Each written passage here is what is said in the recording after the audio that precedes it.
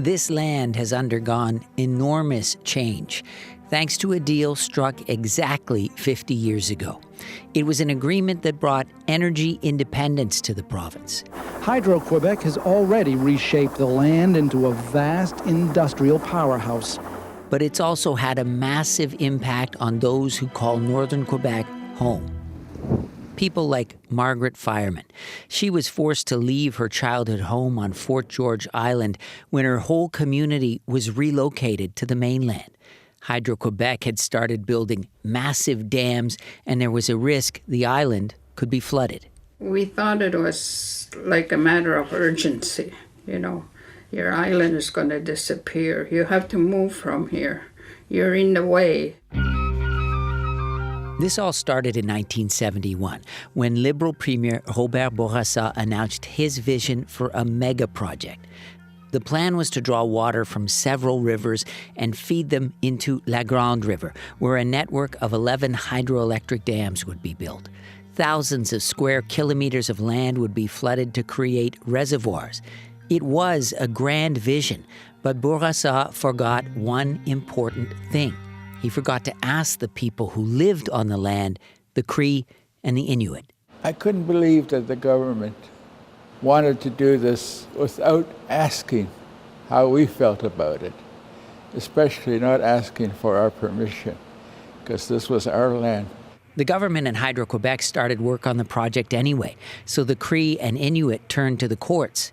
It was a David versus Goliath legal battle, but in 1973, the Indigenous communities obtained a historic judgment ordering the province to stop all work and consult.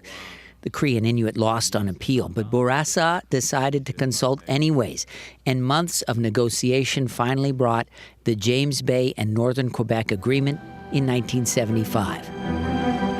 The project would take decades to complete. Hydro-Quebec has blocked rivers, stopped their flow, and changed their direction. It has flooded and destroyed hunting grounds as big as Connecticut.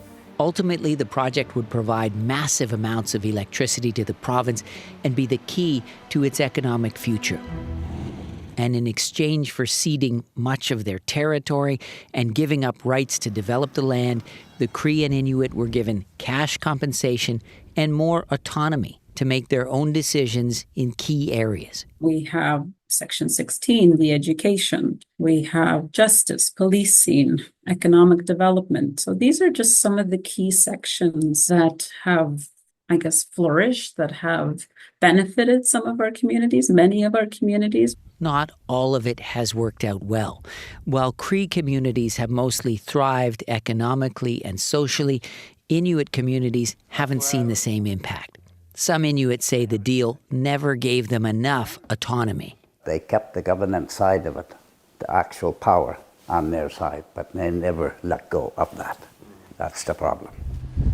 As he crosses a nearby river, the water level much lower than when he was young, a direct result of Hydro-Quebec projects, Watt says the deal needs to be reopened and renegotiated, and he's working on a new court challenge.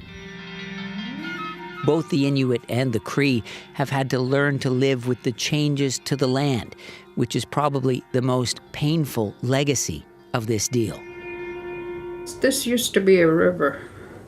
Now it's a big body of water. It's artificial.